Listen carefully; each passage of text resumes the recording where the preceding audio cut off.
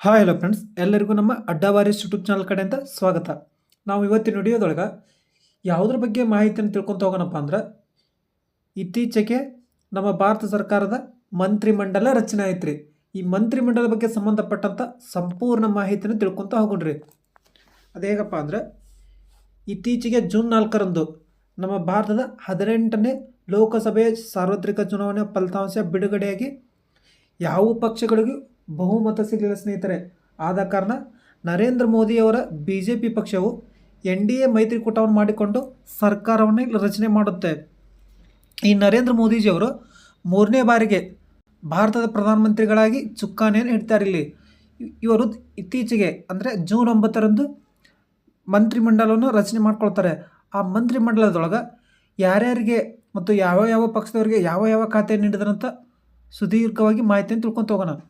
ಭಾರತ ಸಂವಿಧಾನಕ್ಕೆ ಸಂಬಂಧಪಟ್ಟಂತೆ ಪ್ರಧಾನಮಂತ್ರಿಗಳ ಹುದ್ದೆಗೆ ಯಾವ ವಿಧಿ ಅವಕಾಶ ಕಲ್ಪಿಸುತ್ತಪ್ಪ ಅಂದ್ರೆ, ವಿಧಿ 74(1) ವಿಧಿ ಅವಕಾಶ ಕಲ್ಪಿಸುತ್ತೆ.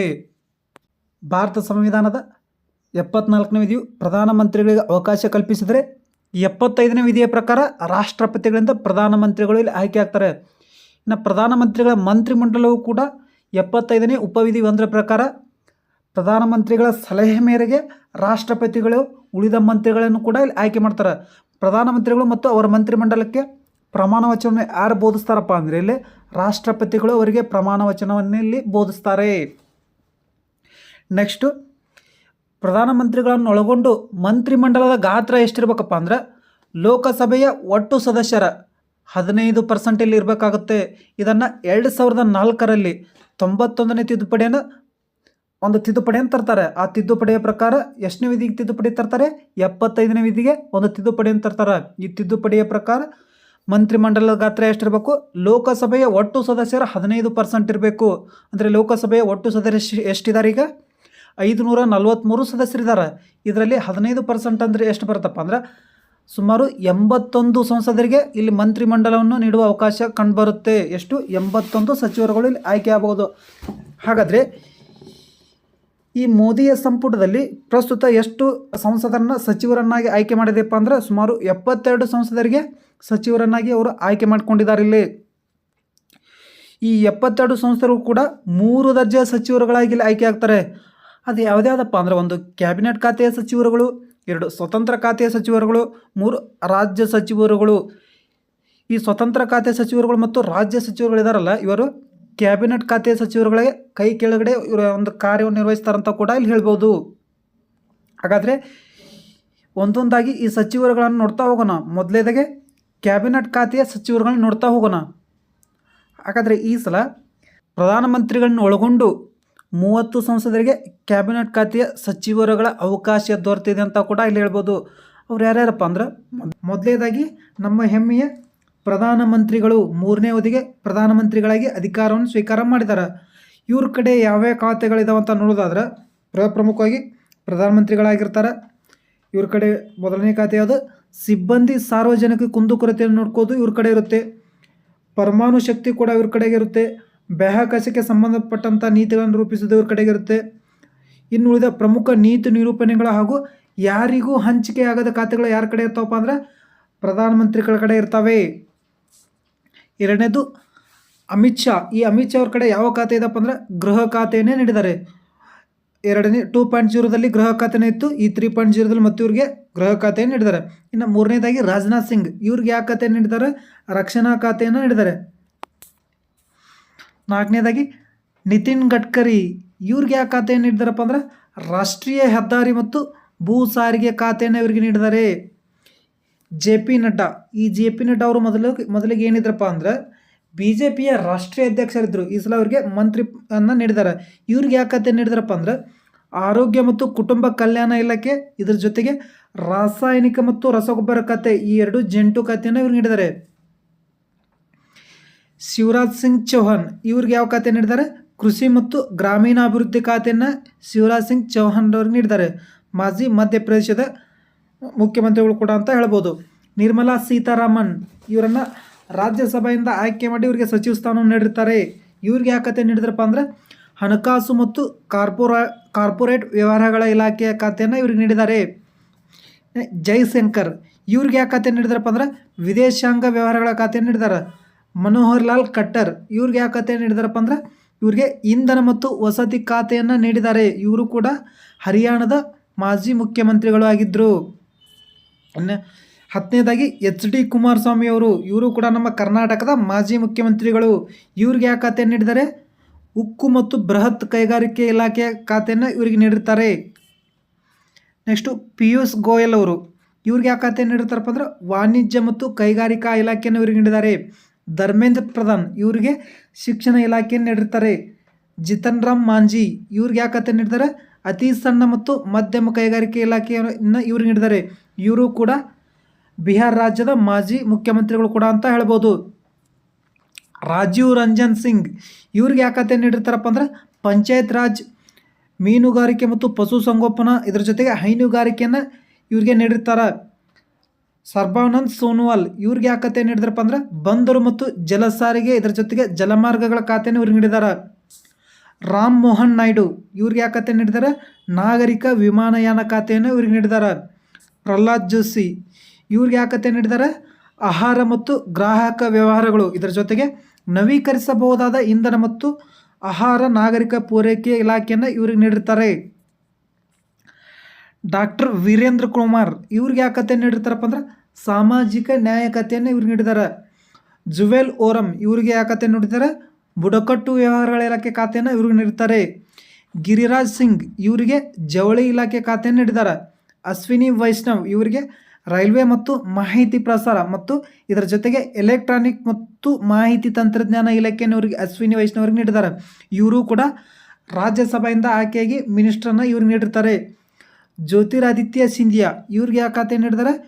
ಕಮ್ಯುನಿಕೇಷನ್ಸ್ ಮತ್ತು ಈಶಾನ್ಯ ಪ್ರದೇಶ ಅಭಿವೃದ್ಧಿ ಖಾತೆಯನ್ನು ಇವ್ರಿಗೆ ನೀಡಿರ್ತಾರೆ. ಭೂಪೇಂದ್ರ ಯಾದವ್ ಅವ್ರಿಗೆ ಯಾವ ಖಾತೆ ನೀಡಿದ್ದಾರೆ? ಪರಿಸರ, ಅರಣ್ಯ ಮತ್ತು ಹವಾಮಾನ ಬದಲಾವಣೆ ಖಾತೆಯನ್ನು ಇವ್ರಿಗೆ ನೀಡಿದ್ದಾರೆ. ನೆಕ್ಸ್ಟು ಗಜೇಂದ್ರ ಸಿಂಗ್ ಶೇಖಾವತ್ ಇವ್ರಿಗೆ ಯಾವ ಇಲಾಖೆ ನೀಡಿದ್ದಾರೆ? ಪ್ರವಾಸೋದ್ಯಮ ಮತ್ತು ಸಂಸ್ಕೃತಿ ಇಲಾಖೆಯನ್ನು ಇವ್ರು ನೀಡಿರ್ತಾರೆ. ಅನ್ನಪೂರ್ಣಾ ದೇವಿ ಇವ್ರಿಗೆ ಯಾವ ಖಾತೆ ನೀಡಿದ್ದಾರೆ? ಮಹಿಳಾ ಮತ್ತು ಮಕ್ಕಳ ಇಲಾಖೆ ಅಥವಾ ಕಲ್ಯಾಣ ಖಾತೆಯನ್ನು ಇವ್ರು ನೀಡಿದ್ದಾರೆ. ಇದು ಮೊದಲು ಯಾರ ಕಡೆ ಇತ್ತು? 2.0ದಲ್ಲಿ ಸ್ಮೃತಿ ಇರಾನಿ ಅವ್ರ ಕಡೆ ಇತ್ತು. ಅವ್ರಿಗೆ ಈ ಸಲ ಸೋಲನ್ನು ನಂಬಿಸಿದ ಕಾರಣ ಈ ಸಲ ಅನ್ನಪೂರ್ಣಾ ದೇವಿ ಅವ್ರಿಗೆ ಈ ಖಾತೆ ದೊರೆತಿದೆ ಅಂತ ಕೂಡ ಹೇಳ್ಬೋದು. ಇಲ್ಲಿ ಇನ್ನು ಕಿರಣ್ ರಿಜಿಜು ಇವ್ರಿಗೆ ಯಾವ ಖಾತೆ ನೀಡಿದ್ದಾರೆ? ಸಂಸದೀಯ ವ್ಯವಹಾರಗಳು ಮತ್ತು ಅಲ್ಪಸಂಖ್ಯಾತರ ಕಲ್ಯಾಣ ಇಲಾಖೆ ಖಾತೆಯನ್ನು ಇವ್ರಿಗೆ ನೀಡಿದ್ದಾರೆ. ಹರ್ದೀಪ್ ಸಿಂಗ್ ಪುರಿ ಇವ್ರಿಗೆ ಏನು ನೀಡಿದ್ದಾರೆ? ಪೆಟ್ರೋಲಿಯಂ ಮತ್ತು ನೈಸರ್ಗಿಕ ಅನಿಲ ಇಲಾಖೆಯನ್ನು ಇವ್ರಿಗೆ ನೀಡಿದ್ದಾರೆ. ಇವರು ಕೂಡ ರಾಜ್ಯಸಭೆಯಿಂದ ಆಯ್ಕೆಯಾಗಿ ಮಿನಿಸ್ಟರ್ ಆದವರು. ಡಾಕ್ಟರ್ ಮನ್ಸುಖ್ ಮಾಂಡವಿಯಾ ಇವ್ರಿಗೆ ಯಾವ ಖಾತೆ ನೀಡಿದ್ದಾರೆ? ಕಾರ್ಮಿಕ, ಉದ್ಯೋಗ ಮತ್ತು ಯುವಜನ ಕ್ರೀಡಾ ಇಲಾಖೆಯನ್ನು ಇವ್ರು ನೀಡಿದ್ದಾರೆ. ಜಿ ಕಿಶನ್ ರೆಡ್ಡಿ ಇವ್ರಿಗೆ ಯಾವ ಇಲಾಖೆ ನೀಡಿರ್ತಾರೆ?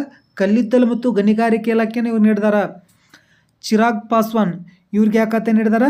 ಆಹಾರ ಸಂಸ್ಕರಣೆ ಇಲಾಖೆಯನ್ನು ಇವ್ರಿಗೆ ನೀಡಿದ್ದಾರೆ. ಕೊನೆಯದಾಗಿ CR ಪಾಟೀಲ್ ಇವರಿಗೆ ಜಲಶಕ್ತಿ ಇಲಾಖೆಯನ್ನು ನೀಡಿದ್ದಾರೆ. ನೆಕ್ಸ್ಟ್ 2ನೇದಾಗಿ ಸ್ವತಂತ್ರ ನಿರ್ವಹಣೆ ಖಾತೆಗಳಂತ ಬರ್ತವೆ. ಈ ಇಲಾಖೆ ಒಳಗೆ 5 ಜನ ಮಂತ್ರಿಗಳನ್ನು ಮಾಡಿದ್ದಾರೆ. ಹಾಗಾದ್ರೆ ಅವ್ರು ಯಾರ್ಯಾರು ಅಂತ ನೋಡೋದಾದ್ರೆ, ಒಂದು ಇಂದ್ರಜಿತ್ ಸಿಂಗ್ ಅಂತ ಬರ್ತಾರೆ. ಯಾರು?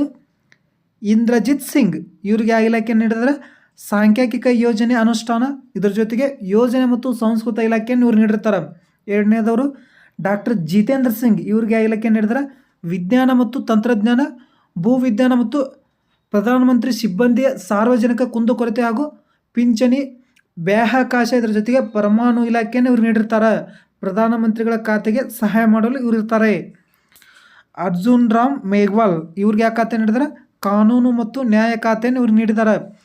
ಪ್ರತಾಪ್ ರಾವ್ ಗಣಪತಿರಾವ್ ಜಾಧವ್ ಇವ್ರಿಗೆ ಆಯುಷ್ಮಾನ್ ಆರೋಗ್ಯ ಮತ್ತು ಕುಟುಂಬ ಕಲ್ಯಾಣ ಇಲಾಖೆಯನ್ನು ನೀಡಿರ್ತಾರೆ.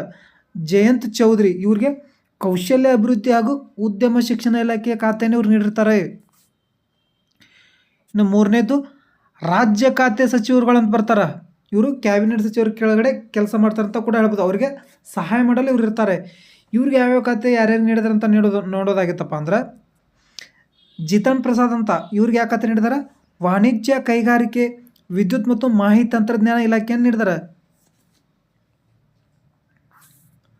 ನೆಕ್ಸ್ಟು ರಾಜ್ಯ ಖಾತೆ ಸಚಿವರುಗಳಂತ ಬರ್ತಾರೆ. 3ನೇದಾಗಿ ಯಾರು? ರಾಜ್ಯ ಖಾತೆ ಸಚಿವರುಗಳು. ಇವರು ಕ್ಯಾಬಿನೆಟ್ ದರ್ಜೆ ಸಚಿವರು ಇರ್ತಾರಲ್ಲ ಅವ್ರ ಕೈ ಕೆಳಗಡೆ ಇವ್ರು ಬರ್ತಾರೆ. ಹಾಗಾದರೆ ಇಲ್ಲಿ ಯಾರ್ಯಾರಿಗೆ ಯಾವ ಖಾತೆಯನ್ನು ನೀಡಿದೆ ಅಂತ ನೋಡೋದಾದ್ರೆ ಮೊದಲನೇದಾಗಿ ಜಿತನ್ ಪ್ರಸಾದ್ ಅಂತ ಬರ್ತಾರೆ. ಇವ್ರಿಗೆ ವಾಣಿಜ್ಯ, ಕೈಗಾರಿಕೆ, ವಿದ್ಯುತ್ ಮತ್ತು ಮಾಹಿತಿ ತಂತ್ರಜ್ಞಾನ ಇಲಾಖೆ ಖಾತೆಯನ್ನು ನೀಡಿರ್ತಾರೆ. ಶ್ರೀಪಾದ್ ನಾಯಕ್ ಇವ್ರಿಗೆ ವಿದ್ಯುತ್, ಇದರ ಜೊತೆಗೆ ಹೊಸ ಮತ್ತು ನವೀಕರಿಸಬಹುದಾದ ಇಂಧನ ಇಲಾಖೆ ಖಾತೆಯನ್ನು ಇವ್ರು ನೀಡಿದ್ದಾರೆ. ಪಂಕಜ್ ಚೌಧರಿ ಇವ್ರಿಗೆ ಹಣಕಾಸು ಇಲಾಖೆಯನ್ನು ನೀಡಿರ್ತಾರೆ. ಕೃಷನ್ ಪಾಲ್ ಇವರಿಗೆ ಸಹಕಾರ ಖಾತೆಯನ್ನು ನೀಡಿದ್ದಾರೆ. ರಾಮದಾಸ್ ಅಟವಾಳೆ ಇವರಿಗೆ ಸಾಮಾಜಿಕ ನ್ಯಾಯ ಇಲಾಖೆಯನ್ನು ನೀಡಿದ್ದಾರೆ. ನೆಕ್ಸ್ಟು ರಾಮನಾಥ್ ಠಾಕೂರ್ ಇವರಿಗೆ ಕೃಷಿ ಮತ್ತು ರೈತ ಕಲ್ಯಾಣ ಇಲಾಖೆಯನ್ನು ನೀಡಿದ್ದಾರೆ. ನಿತ್ಯಾನಂದ್ ರಾಯ್ ಇವರಿಗೆ ಗೃಹ ಇಲಾಖೆಯನ್ನು ನೀಡಿರ್ತಾರೆ.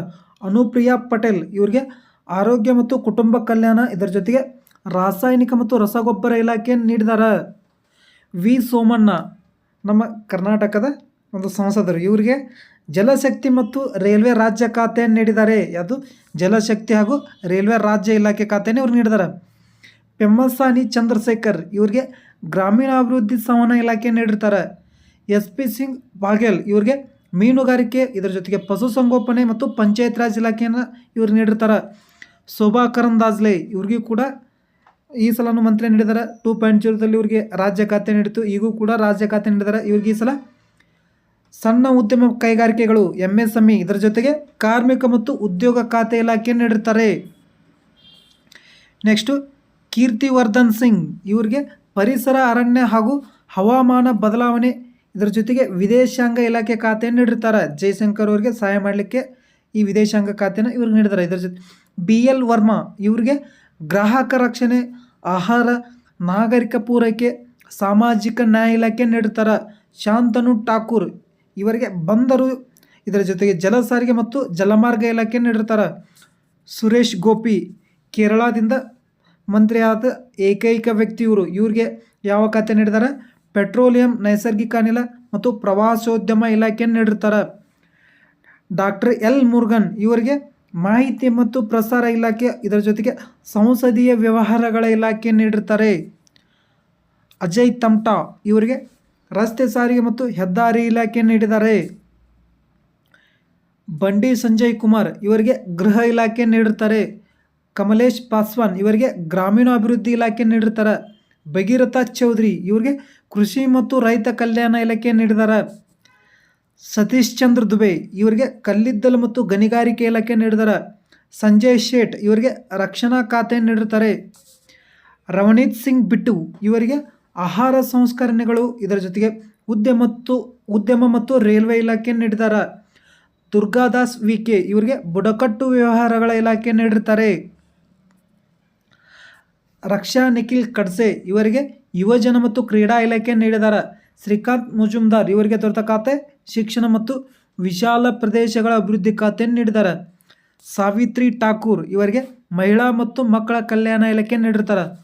ತೂಕನ್ ಸಾಹು ಇವರಿಗೆ ವಸತಿ ಮತ್ತು ನಗರ ಅಭಿವೃದ್ಧಿ ಇಲಾಖೆ ನೀಡಿದ್ದಾರೆ. ಡಾಕ್ಟರ್ ರಾಜ್ಕುಮಾರ್ ಇವರಿಗೆ ಜಲಶಕ್ತಿ ಖಾತೆಯನ್ನು ನೀಡಿದ್ದಾರೆ. ಕೊನೆಯದವರು ಭೂಪತಿ ರಾಜು ಶ್ರೀನಿವಾಸ್ ವರ್ಮಾ ಇವರಿಗೆ ಬೃಹತ್ ಕೈಗಾರಿಕೆ ಮತ್ತು ಉಕ್ಕು ಇಲಾಖೆ ನೀಡಿದ್ದಾರೆ. ನಮ್ಮ ಕುಮಾರಸ್ವಾಮಿ ಕೈ ಕೆಳಗೆ ಇವರು ಸಹಾಯ ಮಾಡಲಿಕ್ಕೆ ಇವ್ರ ಕೆಲಸವನ್ನು ಮಾಡ್ತಾರೆ. ನೆಕ್ಸ್ಟು ಹರ್ಷ ಮೆಹ್ಲೋತ್ರಾ ಇವರಿಗೆ ರಸ್ತೆ ಸಾರಿಗೆ ಮತ್ತು ಹೆದ್ದಾರಿ, ಇದರ ಜೊತೆಗೆ ಕಾರ್ಪೊರೇಟ್ ವ್ಯವಹಾರಗಳ ಇಲಾಖೆ ನೀಡಿರ್ತಾರೆ. ನಿಮೋಪೆನ್ ಬಾಂಬಿನಿಯಾ ಇವರಿಗೆ ಗ್ರಾಹಕ ರಕ್ಷಣೆ, ಇದರ ಜೊತೆಗೆ ಆಹಾರ ಮತ್ತು ನಾಗರಿಕ ಪೂರೈಕೆ ಇಲಾಖೆ ನೀಡಿದ್ದಾರೆ. ಮುರಳೀಧರನ್ ಮೋಹನ್ ನೆಕ್ಸ್ಟು ಮುರಳೀಧರನ್ ಮೋಹನ್ ಇವರಿಗೆ ಸಹಕಾರ ಮತ್ತು ನಾಗರಿಕ ವಿಮಾನಯಾನ ಇಲಾಖೆ ನೀಡಿರ್ತಾರೆ. ನೆಕ್ಸ್ಟು ಜಾರ್ಜ್ ಕುರಿಯನ್ ಇವರಿಗೆ ಅಲ್ಪಸಂಖ್ಯಾತ ವ್ಯವಹಾರಗಳ ಇಲಾಖೆ, ಇದರ ಜೊತೆಗೆ ಮೀನುಗಾರಿಕೆ, ಪಶುಸಂಗೋಪನೆ ಮತ್ತು ಹೈನುಗಾರಿಕೆ ಇಲಾಖೆಯನ್ನು ನೀಡಿದ್ದಾರೆ.